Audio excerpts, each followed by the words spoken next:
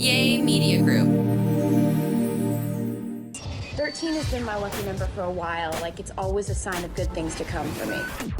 This is 13, a Taylor Swift fan podcast, breaking down every song, every Easter egg, every era, and every theory. Hosted by the biggest Swifties, Nick Adams, Anna Szabo, Amy Nichols, and Lacey G. Welcome to 13, a Taylor Swift fan podcast. I'm Lacey G.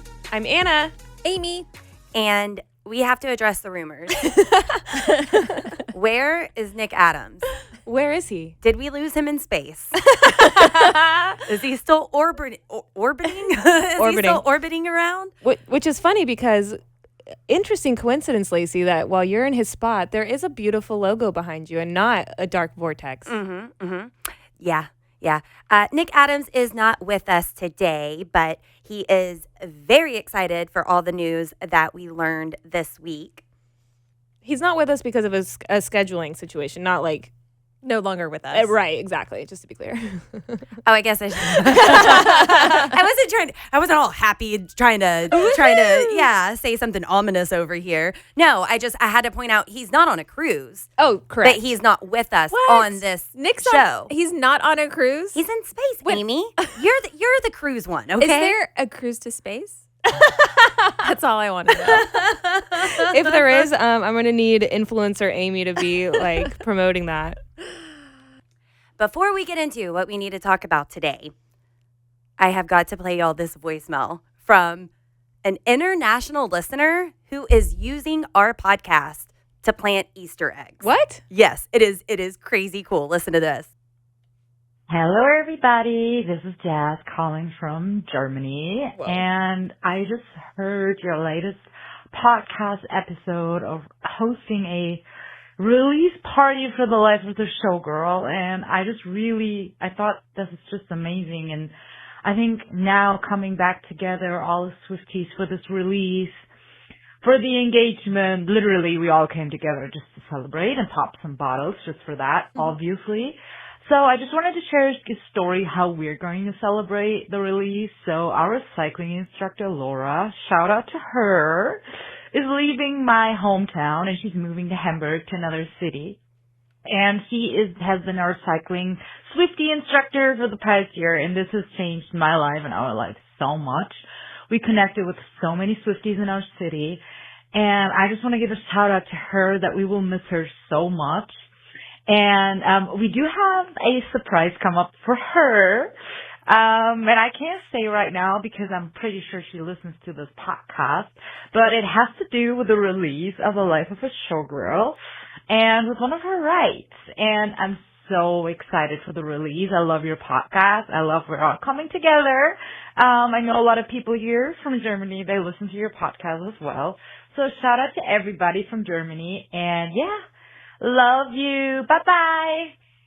Isn't that so sweet that we're getting international love about having a party here? Yeah, I mean, that's so thoughtful. And first and foremost, I hope everything that you're planning goes off without a hitch. Thank you so much for calling us today. But I thought that was really sweet to leave us a voicemail. Like, I can't even go, but I'm excited and proud of y'all because we do have a big event coming up. We do. We are planning an event called Swifties in the City. Yay! We are so excited. So The Life of the Showgirl, Taylor Swift's next album, comes out on October 3rd. Our party is 2 weeks later on October 17th. And the vision, the idea for this event is basically, it's such a beautiful thing to experience new music and shared interest with other people, right? So it's like we just want to create a space for people to come together and essentially celebrate. And so it's going to be on October 17th from 6 to 9 p.m. at the Pegasus Lawn at the Omni Dallas Hotel. Tickets are only $13. But something that we're doing and something that we've done in the past is we're setting up a Swiftie market, which I think is one of the coolest things that we do because there are so many wonderful people in this community who have small businesses. And it's the perfect opportunity for people to come and show off like what it is that they create with their small business, whether it's T-shirts or artwork or bracelets or jewelry or whatever it is. It's like come to our event, set up shop. We're going to have people there walking around, like to shop the Swiftie market, to celebrate the music. We're going to be playing the new album. We're also going to be doing like a live podcast. We're going to do some giveaways, some prizes. I've started to collect things, to give away at the event. I earlier this week, which we'll get into like everything that's happened in the world of Taylor Swift, but she released the Life of a Showgirl cardigan, the orange cardigan. I got one to give away at our event. Yes. So, so it's kind of like things like that I've started. And there's other things too. I don't want to give away everything just yet, but we do have a lot of things that we're collecting.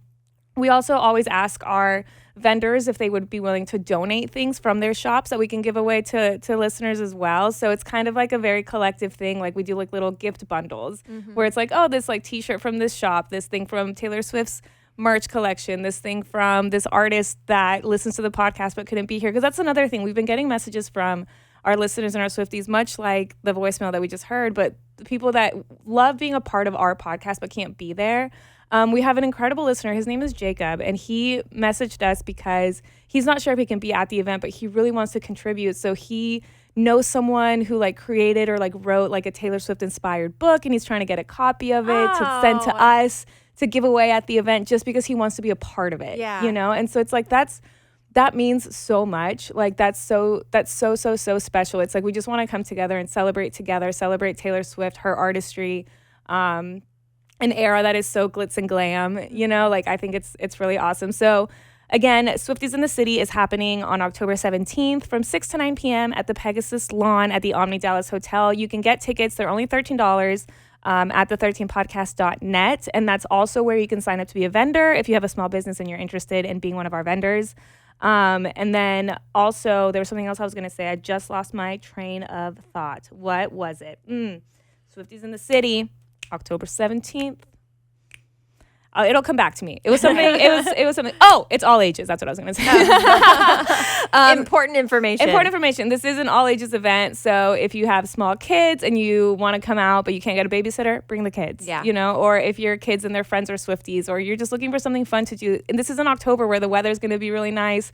It's a Friday night. It's also like 6 to 9. So like you can still go out after if you wanted to do something after, whatever it maybe. We will have food and drink available for purchase at the event. So yeah, I don't know if there's anything else that I missed. Just that we're excited. We're really excited. Yeah. We're really, really excited. We're all still panicking about our outfits, but that is for another day. I have been obsessively looking at I have like 12 saved, and I'm not. I can't do 12. I bought so many variants of this album. Like I can't do 12.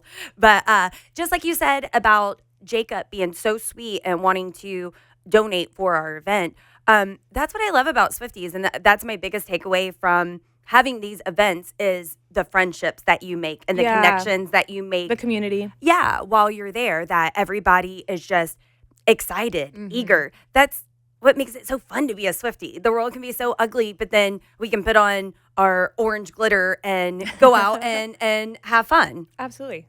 Yeah, so very excited. Hope to see you all there. Tickets are only $13, the13podcast.net. This show is sponsored by BetterHelp.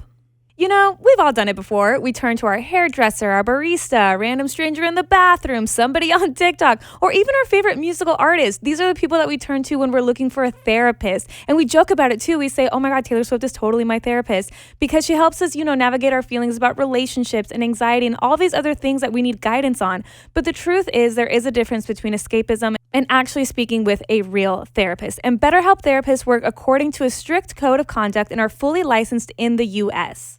BetterHelp has been helping people find their match for over 10 years, and they have a 4.9 rating out of 1.7 million client session reviews.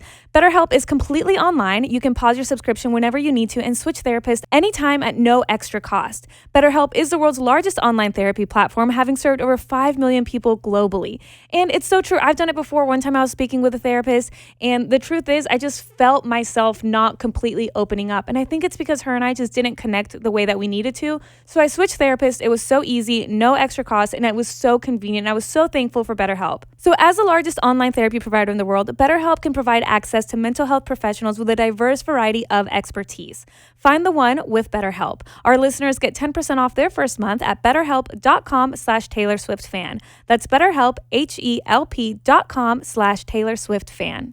this week has been insane. This album rollout, like, we started off the beginning of the week hearing that Taylor is going to do this massive album rollout, that it's going to be in stadiums and movie theaters and all this.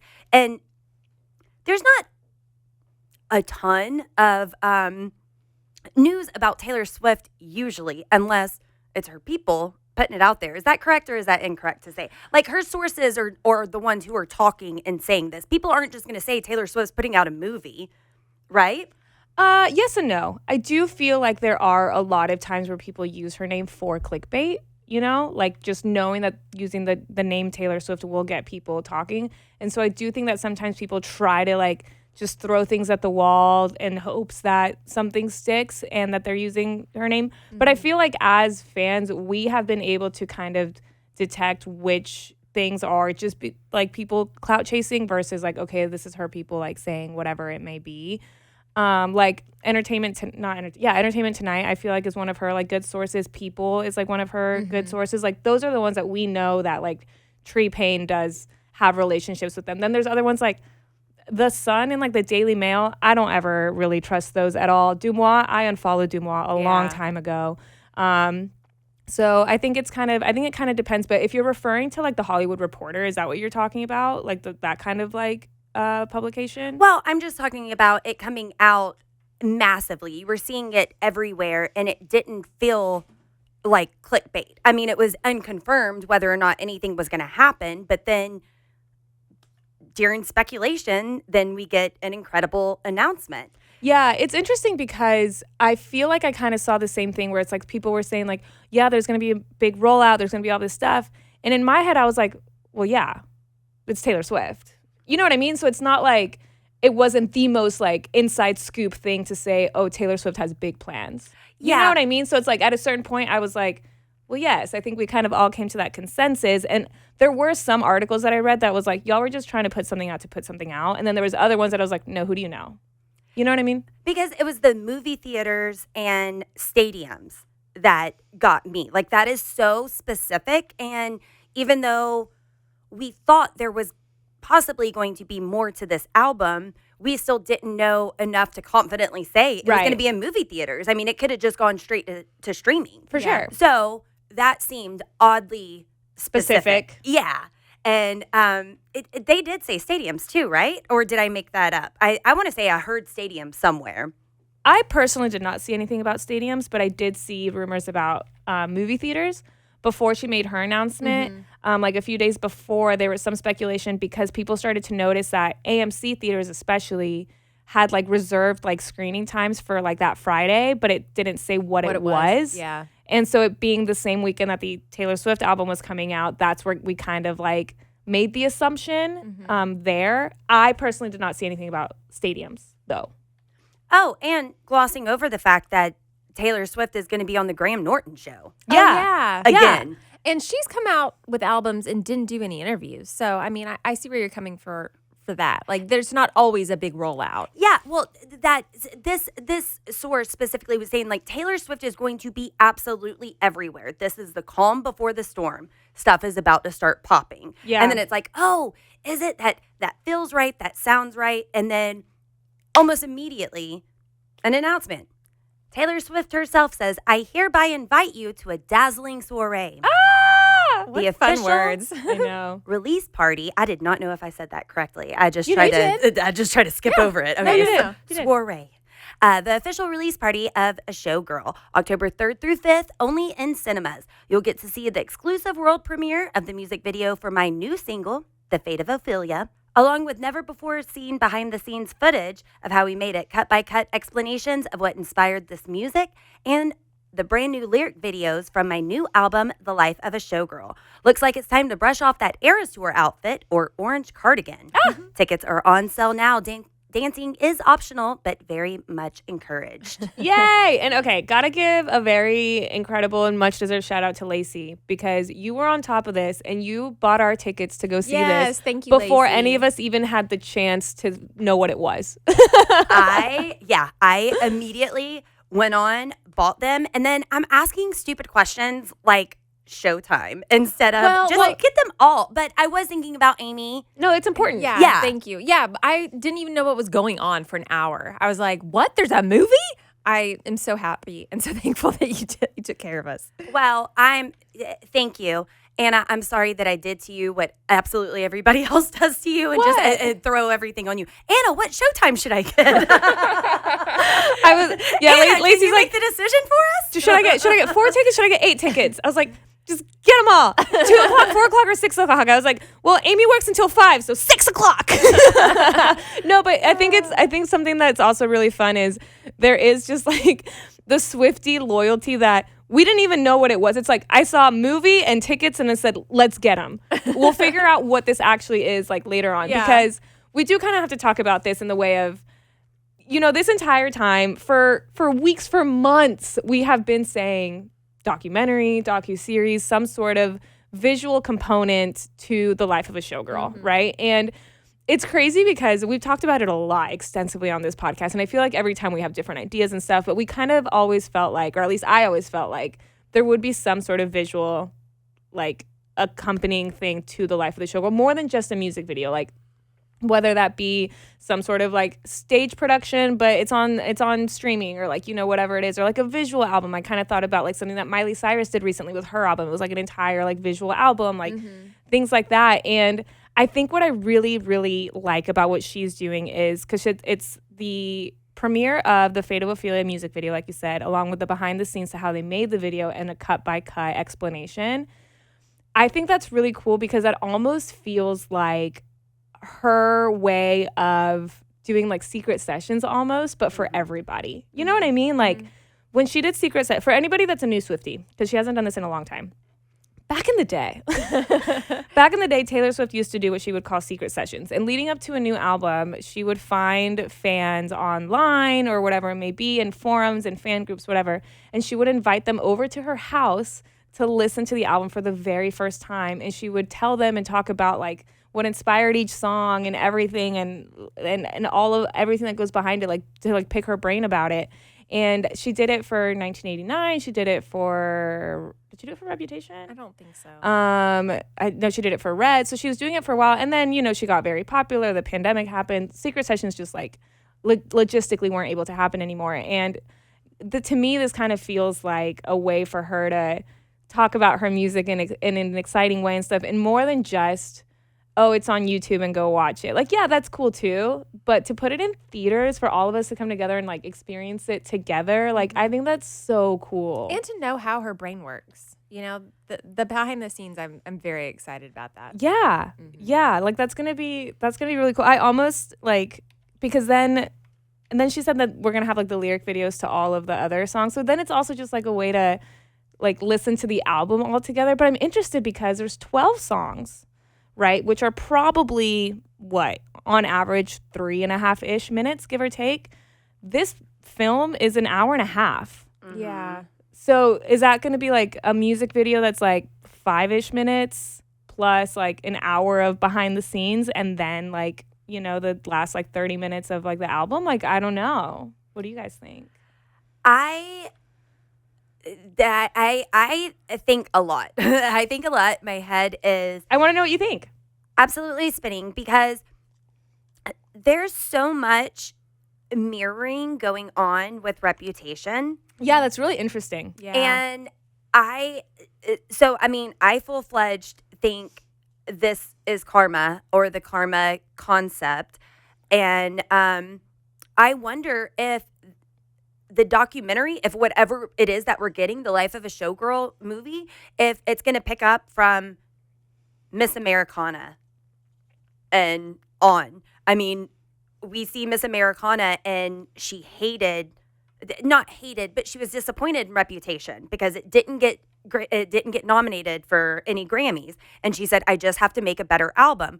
Well, fast forward to now, she owns her masters and she said, I tried to re-record this album. I was unable to. She's proud of the album now. She went from being disappointed about it to proud of it. And I kind of wonder if this is the Fire Vault tracks that we are supposed to get. If this was a concept that she had for a long time that she's just now able to roll out because she can do anything that she wants to do. So I don't know. I don't know. I don't see. There's way too much footage for it just to be lyric videos. I mean, I don't. Yeah. I want to know. I want all of it. I want the moment that she got her master. Like, I want to see what all she had to do, because we think that we have an idea, but I mean, what did it truly take for you to change the ways for everyone?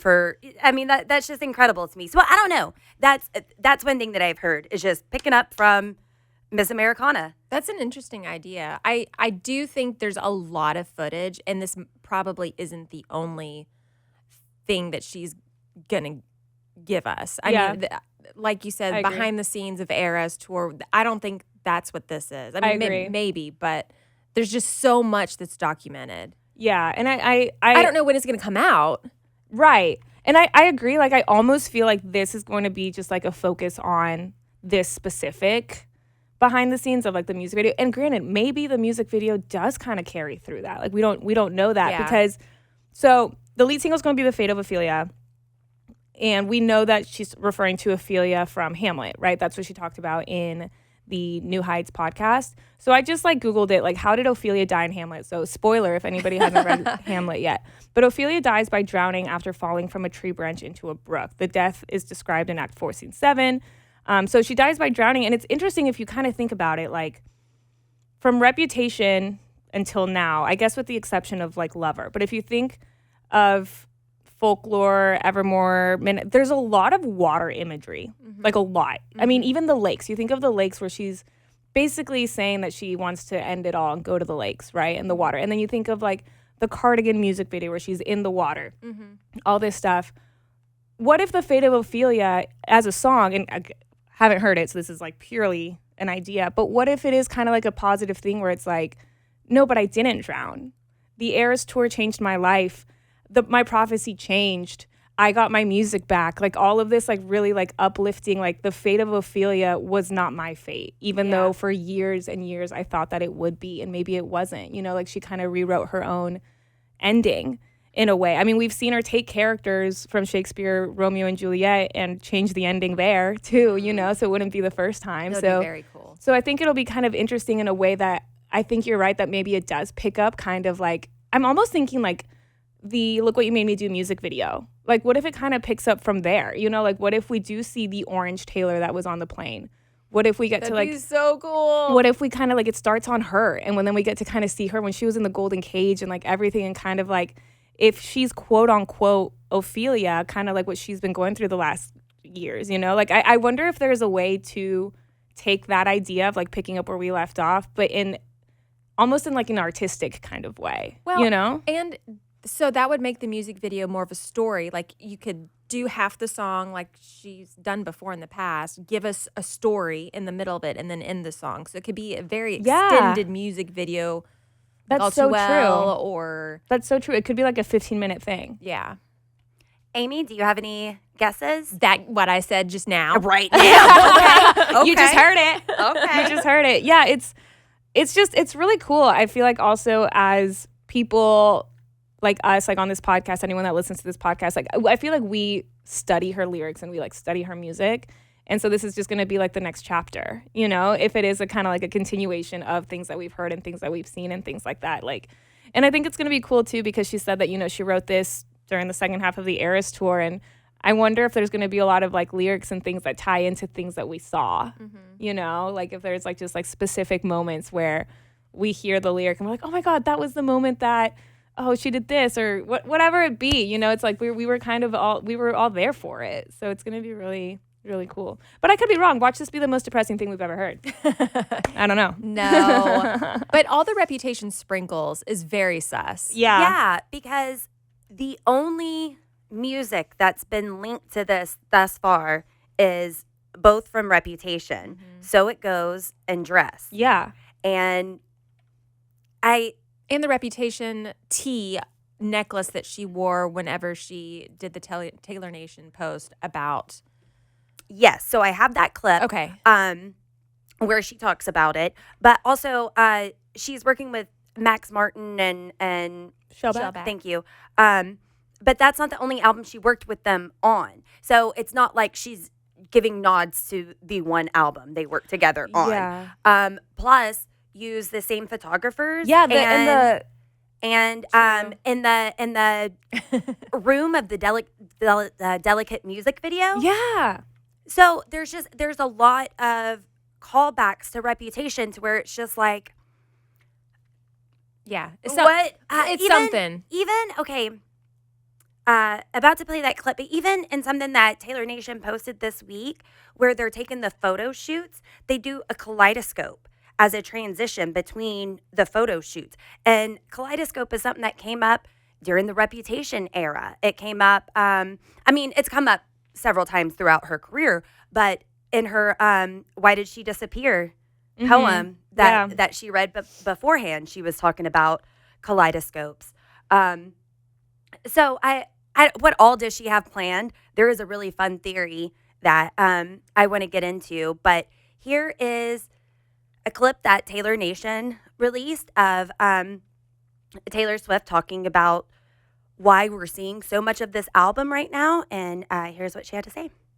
So the photo shoot that we did with Merton Marcus was so extraordinary, and I was so happy with it that I just wanted the fans to have as many images from this sort of world, this album era, as possible. And so I really spent a lot of time figuring out how I could make the best vinyl product and the best packaging and the best CD experience that they could have. And so we've got the CDs all have photo cards in them.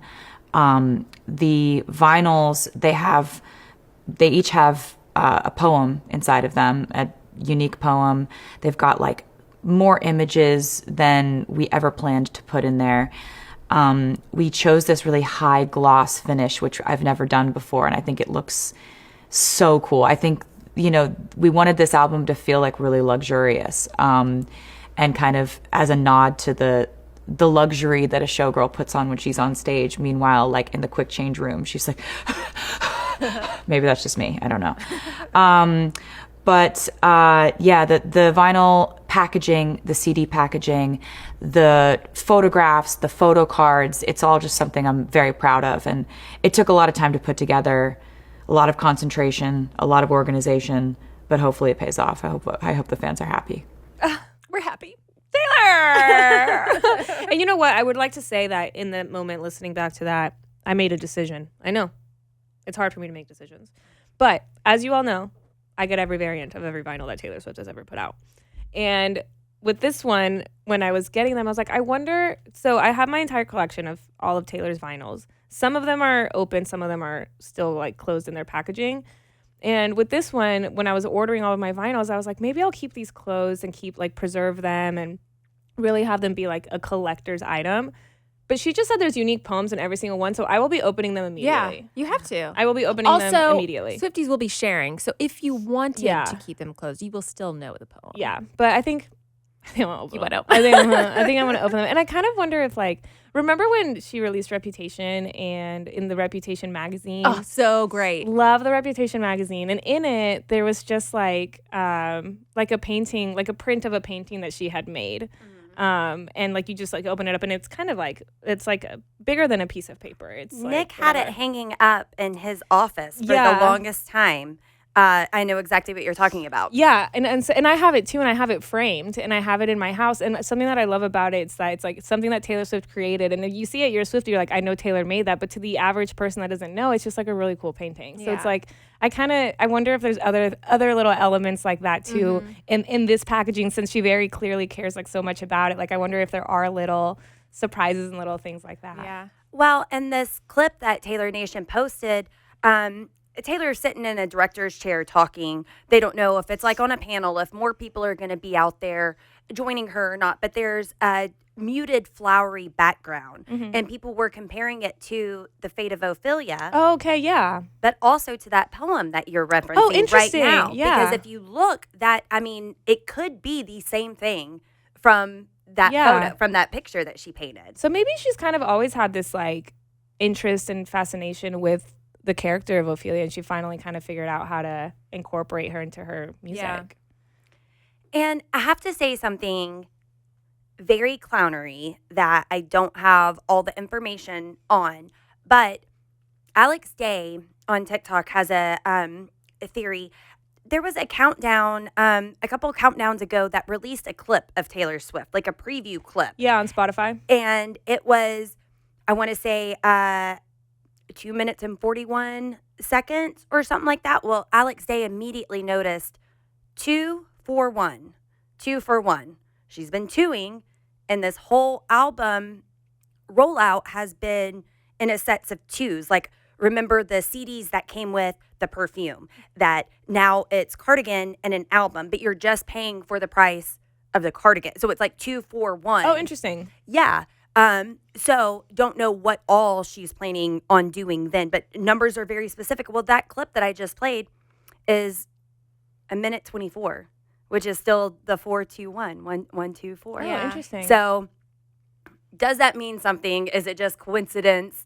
None of it was accidental. But I did think that this was really fascinating because people have speculated and, or I guess beginning of the week, everyone was saying this is going to be a thriller type of album rollout, that she is going to do that much press and stuff for it. Well, I looked up a thriller promo rollout is a strategic multi-phased marketing campaign designed to build intrigue, suspense, and anticipation before a new film, album, or other project is released. It even has like key things to do to make this successful. And one of them is cryptic teasers to use minimalist design, unusual imagery, or shocking phrases that grab attention without revealing key details. I bought how many? I got the max amount of albums that I could get. If we hadn't seen an album cover, not that matters, but I blindly bought 4. Yeah. Just like we did with the movie tickets the other day. I mean, So I thought that was interesting because the first thing Taylor did was just change her icons to locks. Yeah. And I'm sold. yeah. We're done. We're in. We're so in, Taylor. We're so in. And glittery orange. So, I mean, that's genius. That's absolutely genius. And we know she's a marketing queen. She knows exactly what she's doing. I even heard like movie theaters or movie people. Who am I trying to say? Critics? Filmmakers? Yeah, that Taylor is essentially changing the way that people are going to be able to approach and do their movies now because she's cutting out the middleman. And that's just a new thing that she's doing. That's going to inspire other people to take charge and watch out for themselves. So, I mean, now the entertainment industry is like, oh, is everybody going to try this now? Is everybody going to cut us out and then no longer need us? But the difference between her and them, now that I'm saying it out loud, would possibly be money. Yeah. She can fund her own, and a movie company would have to be the one to fund it. She does have the bigger ability to do that than the average, person, I guess. But you were saying all of that, Lacey, also made me think of on the New Heights podcast when she was talking about, I don't know if it was when she was talking about her Easter eggs or what. I actually need to go back and rewatch the entire thing. But I remember there was a part where she was saying that she loves to do things for her fans that makes it an event. Mm-hmm. Like she kept saying an event. She was like, something that like everyone can like come together and make a whole spectacle, and like I have little things for them to do, like these little tiny scavenger hunts that we have and things like that. So as we get closer and closer to the album coming out, like I wonder what else is gonna lead up to it, Right. Not that like we need more. Like she's already giving us a brand new album and a theatrical release for it, which is like already insane. But it's like I wish I could like just be a fly on the wall when she has these ideas on like, how can I make this bigger and better? How can I make this more fun for the fans? It's like every single time there's always a way that she does it for us to like just have so much fun. And I think that's part of what makes being a Swiftie like so fun. It's like you're not just like, we're fans of her music, of course, but it's more than that. It's a cultural experience at this point, The event. It is an event. Could you imagine being Andrea Swift though and seeing your daughter come up with this?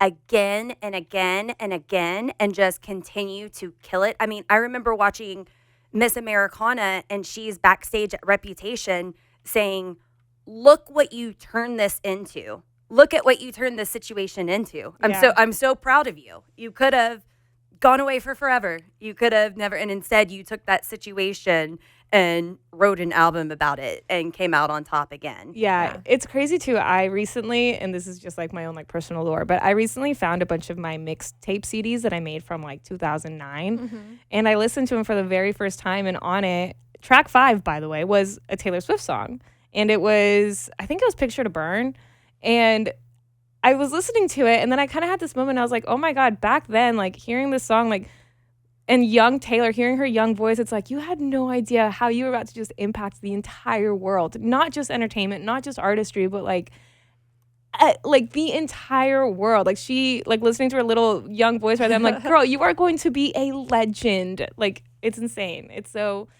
crazy. I cannot imagine being Andrea Swift and just being like, that's my daughter. That's nuts. Every time, just she's doing it again. Yeah. She's got an idea. Okay, yeah, we'll go straight to AMC. Sure. Do you think that, because you know how she's like said before that she wakes up in the middle of the night with like song in her head and she'll wake up, rat-tat-tat-tat-tat. Do you think Travis has experienced that yet? Where she like wakes up like, Life of a showgirl, baby. Of course. I do want to point out something very cool about the Thriller promo that I read. Someone pointed out that like while Michael Jackson was rolling out Thriller. That was going to be my question, if that's why it was called this. Yes. While Michael Jackson was rolling out Thriller, they had, I want to say it was 7 singles out of like 10 or something.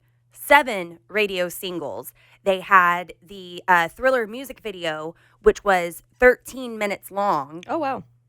And in order to fund that, I think is what I heard, he ended up doing a documentary about the filming of Thriller. So it was just this wall-to-wall coverage of what Michael Jackson had going on. And that's what Taylor is recreating now. So if this is truly the Thriller album rollout and this is what makes it be Thriller, then are we looking at 7 singles? Wow. 7 singles out of 12.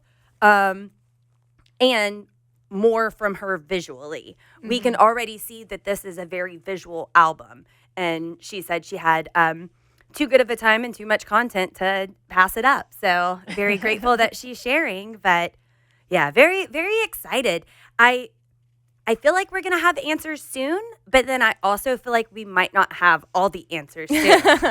I mean, we got our tickets. We're going to the movies. Yeah. Yes, we are. We have to stay away from spoilers until we get to... I know. I was thinking that too. I was like, the day that the album comes out, I'm going to have to not be on social media until we go and see it. Because I don't want to see anything about it. Don't call, don't text. You know what I mean? Like, I want to go in and experience this with you guys for like the first time together, which will be hard because like, I mean, I guess we'll do our live stream party and stuff. So we'll still have conversations and stuff with other Swifties and our listeners and all of our friends and stuff. But yeah, I'm going to be offline. I'm going to be on airplane mode until we go and see that movie. Yeah, I might have to turn my phone off. But what if something else not related to the movie is happening? Oh, gosh. That day. Okay, you know what we need?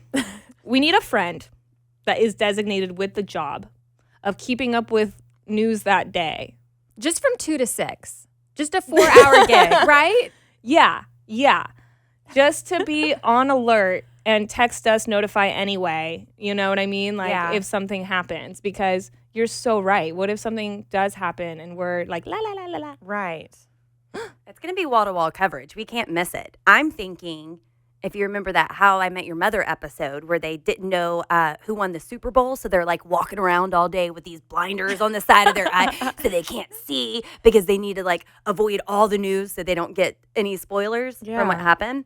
I thought that's what you were going to suggest. But yeah, that sounds like a lot better. That sounds like a lot better plan. Well, I guess in the digital age, our blinders is to just not check our phones, right? But yeah, what are we going to do? What if it's on billboards? I mean, it's supposed to be that much coverage. We will follow Taylor Swift, but she's not going to spoil it, right? I guess she could. Well, no, but she wouldn't. She wouldn't. She wouldn't spoil it, but like I do have my Taylor Swift like notifications on, so like if she posts something, I get a notification. I don't think she would spoil it, so I think that's safe. Yeah, so like if she posts something of like, oh, and also this, then we would at least know. Yeah, I feel good about that. Is that a good plan? Yeah. Okay. If not, if we have any friends that want to be our designated news friend for the day, let us know. We are in the market. Yes. Oh my God, I'm so excited, you guys. Also, I'm excited for our live stream party. Yeah, me too. Yeah, we are continuing the tradition, doing our live stream party on October 3rd. We will be up all night. If what Taylor Swift says is fact, then possibly till 4 a.m. We don't know exactly what's going to happen. She said that on the New Heights podcast. I know. It's going to be till 4 a.m. You tell me how late I need to stay up, I will be there. But yeah, we're going to have our live stream party on YouTube. A tradition we've had over the last 3 albums. Get to take in the 3rd album with you guys. That's going to be a lot of fun. Over the years. So yeah, you can join us on YouTube for that. We'll be doing our listening party. And don't forget, we have our Life of a Showgirl party coming up as well. October 17th from 6 to 9 p.m. Pegasus Lawn at Omni Dallas Hotel. You can get your tickets for only $13 at the13podcast.net. And we're bringing back the Swiftie Market, which is a lot of fun. We had a blast last year getting to see all the different Swiftie vendors and see their ideas for Tortured Poets Department. Yeah. We had the double anthology then, and it was a bunch of literary references and books and journals and a lot of cool stuff. So how are we going to showgirl it up? What is that going to be? We will see what people are going to bring to the Swiftie Market, and you can sign up now to be a vendor at the13podcast.net. I do want to play a voicemail from a listener that took Swifties in the city very literal. Oh no. Why am I a little Hi scared? guys, this is Joanne, longtime listener, first time caller. I love you guys so much. I had to call. I paused the podcast mid-podcast and had to call though when I realized that Swifties in the City was not in fact a remote event for you guys in New York City. Not remote, but like far away from where you guys are. So you guys are always in Texas, so I can't go to shit in Texas. So, sorry about the swearing. So I can't go to Texas, and it's too far away. So I was so excited when I saw the title of the episode that said Swifties in the City, and I was like, oh my God, are they coming to New York? Are we going to have a New York City event with 13 Taylor Swift fan podcast? I will be there. Oh my gosh.